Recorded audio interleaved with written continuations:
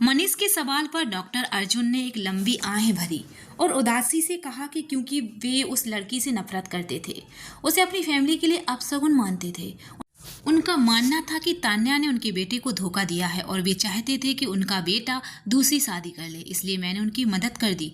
पर उस रिपोर्ट के बाद रियांश ने अपने परिवार से सभी रिश्ते तोड़ दिए। वह नेत्रा को लेकर बार बार अपना ठिकाना बदलता रहा। जब मुझे ये बात पता चली तो मुझे समझ आ गया कि मैंने कितनी बड़ी गलती कर दी है। मैंने रियांश के पेरेंट्स से कहा। उनका जवाब था कि रियांश आज नहीं तो कल सच समझ जाएगा और मान लेगा। लेकिन साल गुजरते गए और रियांश वापस नहीं आया। उन्होंने सच बताने की बहुत कोशिश की, पर रियांश अब हम सबसे इतना दूर चला गया था कि किसी को उनकी खबर तक नहीं मिलती थी। जब भी हम उनके पास पहुंचते वह अपनी जगह बदल देता था। ये सारी बातें सुनकर कार्तिक को पूरा खेल समझ आ गया। उसने गुस्से में टेबल पर जोर से मुक्का मारा और कहा, आपकी इस गलती ने रियांश की जिंदगी बर्बाद कर दी, और रियांश की ही नहीं, कई लोगों की जिंदगियां जलकर राख हो गई हैं। अगर इस वक्त मुझे अपने बॉस को जवाब नहीं देना होता तो मैं अभी आपकी कब्र यहीं खोद देता।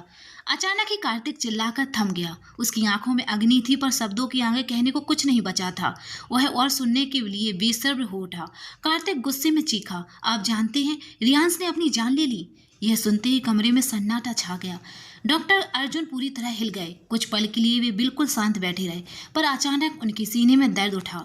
किस्मत से उस वक्त तक मनीष बाहर नहीं निकला था। डॉक्टर की आवाज सुनकर वह तुरंत पीछे मुड़ा। सर, क्या हुआ आपको? वह भागकर उनके पास पहुंचा और जोर से चिल्लाया, कार्तिक, अंदर आओ जल्दी, डॉक्टर को हार्ट अटैक आया है। यह सुनते ही कार्तिक भागा और डॉक्टर अर्जुन को संभालने लगा। दोनों ने मिलकर उन्हें गाड़ी में डाला और अस्पताल की ओर दौड़ पड़े। रास्ते भर कार्तिक उन्हें हिम्मत देता रहा।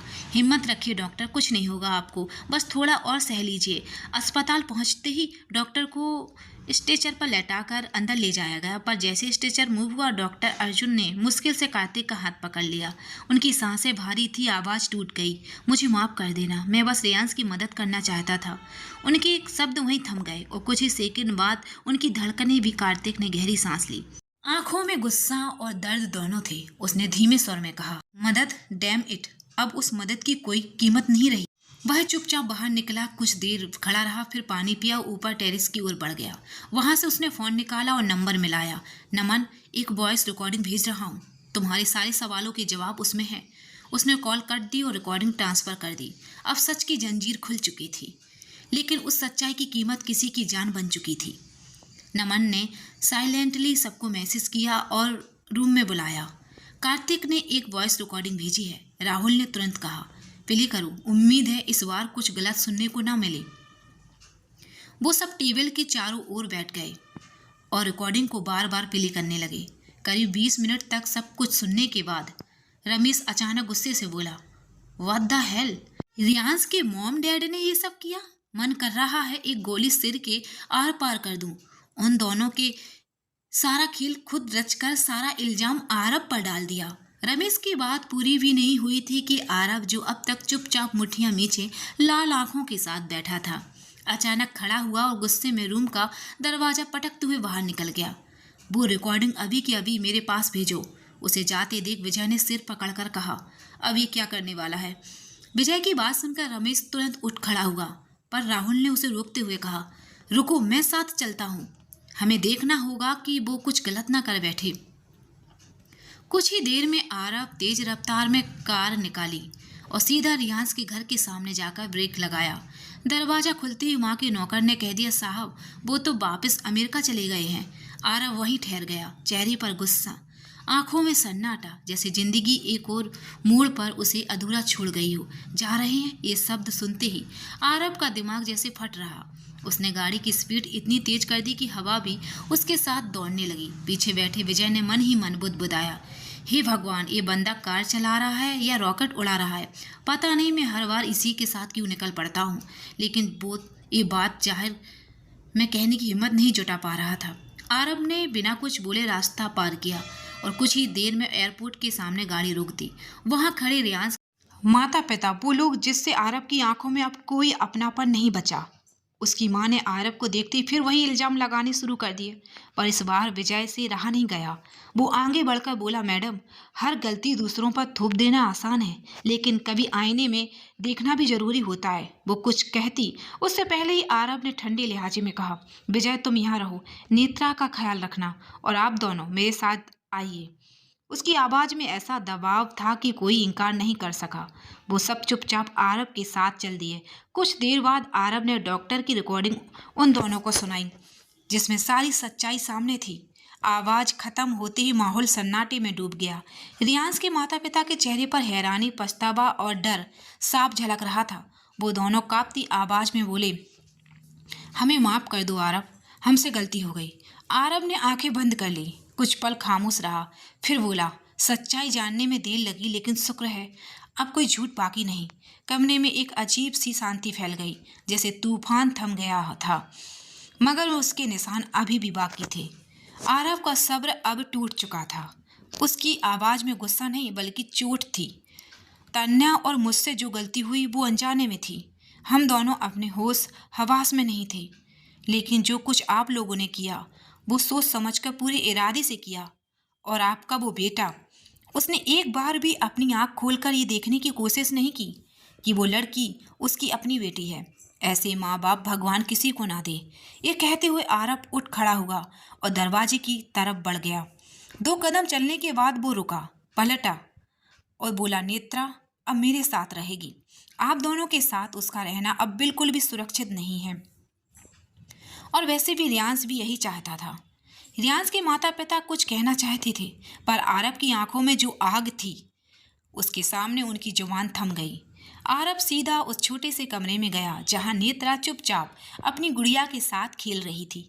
आरव उसके पास जाकर मुस्कुराया, हे मेरी छोटी परी, क्या तुम अपने इस मिस्टर हैंडसम के साथ चलोगी? नेत्रा ने हंसते हुए सिर हिला दिया। वहीं खड़े राहुल ने कुछ कहना चाहा, पर आरव ने हाथ उठाकर उसे रोक दिया। मैं इसे अब ऐसे लोगों के साथ नहीं छोड़ सकता। राहुल उसकी बात समझ गया। वो झुका, नेत्रा के बालों पर हाथ फेरा और प्यार से बोला, चलो बेटा, घर चलते हैं। गाड़ी में बैठने के बाद रास्ते भर राहुल की नज़र आरव पर थी। वो कुछ बोलना चाहता था, पर आरव चुपचाप सामने देखता रहा, जैसे उसके भीतर सन्नाटा भी चीख रहा हो। आरव ने गहरी सांस ली और धीरे से पूछा, राहुल, तुम कुछ कहना चाहते हो? राहुल ने सिर झुकाकर धीरे से कहा, हाँ। आरव ने बिना कुछ बोले कार को अचानक ब्रेक पर रोका। वो बाहर निकला और नेत्रा की तरफ मुस्कुराते हुए बोला, चलो ना, आइसक्रीम खाएंगे। नेत्रा की आंखों में चमक आ गई। वो फौरन बाहर आ गई और आरव ने उसे पास की दुकान में आइसक्रीम दिलाई। तीनों पास ही के एक छोटे से पार्क में ब्रिज पर जाकर बैठ गए। कुछ देर तक बस सन्नाटा था। हवा पेड़ों के बीच से गुजर रही थी, पर उनके दिलों में कई अनकहे शब्द अटके हुए थे। आखिर राहुल ने ही वो सन्नाटा तोड़ा। आरव, मैं तुमसे नाराज था, क्योंकि जो कुछ हुआ उसमें तुम्हारा भी हिस्सा था। तुम्हारे अतीत के एक फैसले ने हम सबकी ज़िंदगी को बदल दिया। कभी कभी लगता है भूतकाल चाहे कितना भी दूर चला जाए, वो हमें फिर भी नहीं छोड़ता। तुमने उसी अतीत की वजह से रूही को खो दिया। अब क्या करने वाले हो? क्या अब भी उसे ढूंढोगे? आरव कुछ पल तक बस आसमान की तरफ देखता रहा। उसकी आंखों में दृढ़ता थी, दर्द भी। फिर धीरे से बोला, हाँ राहुल, मैं उसे ढूंढूंगा। जब तक सांस है तब तक तलाश नहीं छोड़ूंगा। राहुल हक्का बक्का रह गया। क्या? आरव, वो तो अब नहीं। आरव ने अचानक तेज आवाज में कहा। उसकी आंखों में आंसू और गुस्सा दोनों थे। वो जिंदा है राहुल, बस दुनिया में नहीं है, मुझसे छुपी है। इतना कहकर आरव उठा और नेत्रा की ओर देखा, जैसे उसके दिल में कोई नया तूफान उठ चुका हो। आरव धीरे धीरे उठकर कार की ओर चल पड़ा। उसके कदम भारी थे, लेकिन इरादा मजबूत। पीछे से राहुल ने चिंतित स्वर में कहा, आरव, ये पागलपन है। आरव ने बिना पलटे जवाब दिया, हाँ शायद, पर फर्क नहीं पड़ता, क्योंकि रूही मेरे लिए सिर्फ एक एहसास नहीं, मेरा जुनून है, मेरा सब कुछ है। राहुल गुस्से और बेचैनी में उसके सामने आकर खड़ा हो गया। उसकी आंखों में गुस्से और डर दोनों थे। और अगर सच में रूही अब इस दुनिया में नहीं रही हो तो?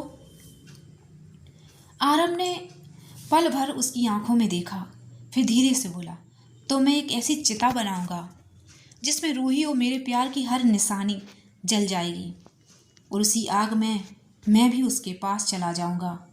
राहुल का दिल कांप गया। उसने जोर से कहा, आरव बस करो। पर आरव की आंखों में अब कोई होश नहीं था, बस एक पागलपन, एक दर्द और एक अटूट मोहब्बत। रास्ते भर राहुल उसके चेहरे को देखता रहा और सोचता रहा, मैंने आरव को हर रूप में देखा है, मगर आज उसकी आंखों में कुछ अलग ही कुछ है, ऐसा जो शायद अब लौटेगा नहीं। राहुल ने दूर से आरव को देखा। उसकी आंखों में अब सिर्फ एक चीज थी, वो है जुनून। राहुल के मन में एक अजीब सा डर बैठ गया।